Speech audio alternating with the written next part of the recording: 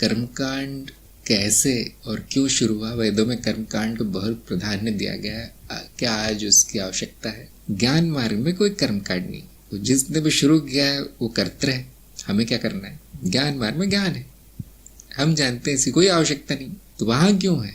वही उनकी सभ्यता थी, वही उनकी संस्कृति थी, और उस समय उसका कारण रहा होगा। आजकल बस दिखावा है, पाखंड है। तो जो करना चाहते हैं दिखावा और पाखंड, मना तो नहीं है उनको। ये तो एक स्वतंत्र देश है जिसे चाहिए जो चाहिए करे। हम केवल हंस सकते हैं उन पे, हम केवल उनसे सीख सकते हैं कि ऐसा नहीं होना है, हमें जैसे बाकी लोग हैं वैसा नहीं होना है, यही सीख मिलती है हमें। वो भी कुछ सिखा के जाते हैं। देखिए, सबसे अच्छा कर्मकांड है दूसरों की सेवा, और वो हर क्षण किया जा सकता है। सबसे अच्छा यज्ञ है ज्ञान का यज्ञ, जो अंतर्वन में होता है, बाहर नहीं। सबसे अच्छा मंत्र है शिवोहम, जो जान के होता है, बोल के नहीं।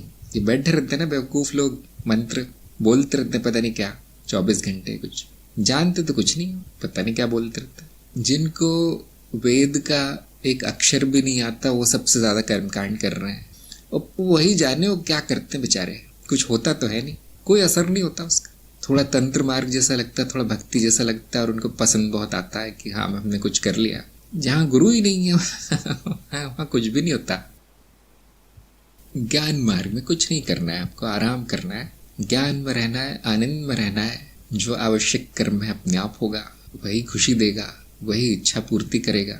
और हम हिंदी में कहते हैं ना, दुनिया जाए तेल लेने, उनको तेल के फेर में रहने दीजिए, आप उस कीचड़ से बाहर रहिए, हमें तेल से कोई मतलब नहीं।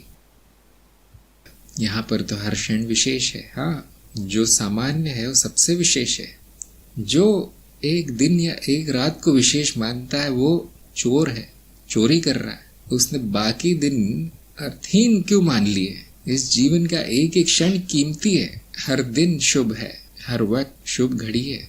जो अज्ञानी होगा वही बोलेगा कि ये दिन सबसे अच्छा है और वो दिन बेकार सा है, सामान्य दिन है, आम है। अज्ञानी ही बोलेगा। ज्ञानी के लिए हर क्षण नया है। इसलिए ज्ञान मार्ग में हम कोई त्योहार नहीं मनाते, कोई नहीं। मैं तो हंसता हूँ लोगों पे जो त्योहार मनाते हैं, उनका अपमान भी कर देता हूँ कभी कभी। मूर्खता है बहुत बड़ी। इसका कारण ये रही है कि हमको वो पसंद नहीं है। हमको अर्थात जिनको ज्ञान हुआ है, हमको त्योहार सबसे ज्यादा पसंद है। इसका अर्थ ये नहीं कि हम बेजान हैं जो कि ये सब उत्सव नहीं मनाना चाहते। क्यों नहीं मनाते? क्योंकि हर क्षण तो त्योहार ही है हमारे लिए। जो आनंद में है उसको एक दिन क्यों चाहिए? आनंद उत्सव मनाने के लिए उसको एक ही दिन क्यों चाहिए साल में? वो तो कोई गरीब भिखारी, मरा हुआ दुखी आदमी होगा जो केवल एक दिन आनंद मना सकता है। इसलिए हम हंसते हैं। हर दिन होली, हर रात दिवाली क्यों नहीं हो सकती? और वो जो विशेष दिन है, ये महारात्रि और वो पूर्णिमा और ये अमावस्या, सब बकवास। ज्ञान रोज क्यों नहीं हो सकता? वो विशेष अवस्था जिसे लोग पाने के लिए मरते हैं, पता नहीं क्या क्या करते हैं, क्या वो एक ही दिन आती है साल में जो आप एक ही दिन खुश हो पाते हो? बाकी दिन पता नहीं क्या करते लोग। ये जो त्योहार है इनका कारण व्यवसायिक है। कुछ लोगों को पैसे खर्च करना पसंद है और कुछ लोगों को पैसे कमाना पसंद है।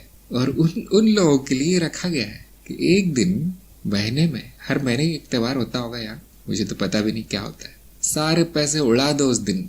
ये आप लोगों की पट्टी पढ़ाई गई कि आप लोगों को दिवाली के 5 दिन एकदम धुआंधार खर्चा करना है, नहीं तो दिवाली नहीं हो सकती। ये पट्टी किसने पढ़ाई है?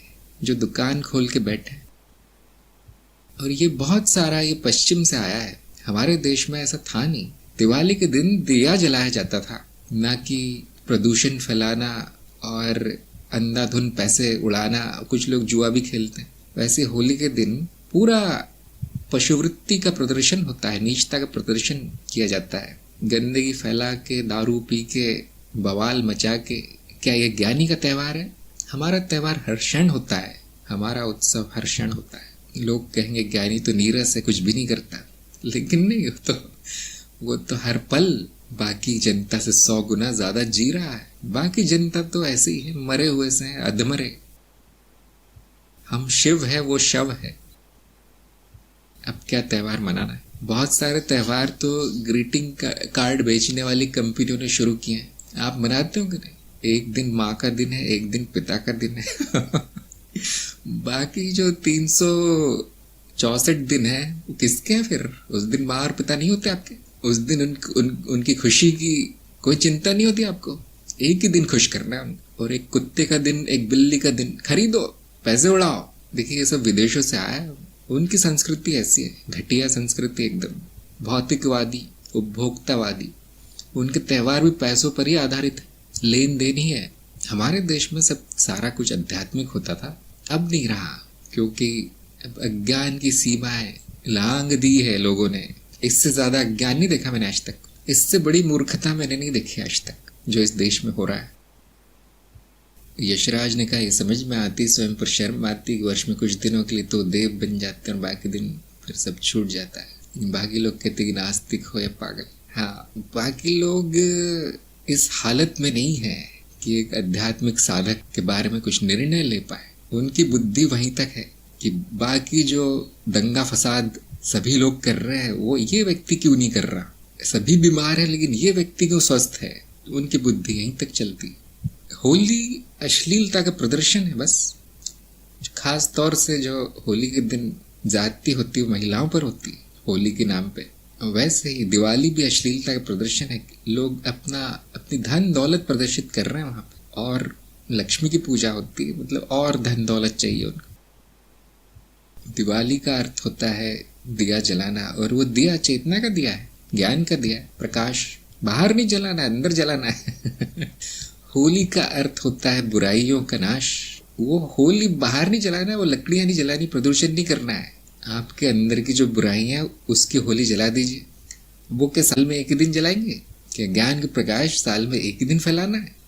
क्या प्रकाश की अंधकार पर विजय प्रदूषण फैला के और अनाप शनाप खरीदारी करके होती है? देखिए कितना पागलपन है इस समाज में, कितनी नीचता है। त्योहारों को भ्रष्ट कर डाला लोगों ने, जो सबसे पवित्र, सबसे ऊंचे माने जाते थे, जिनका संदेश कुछ और ही था, कुछ और ही हो गया।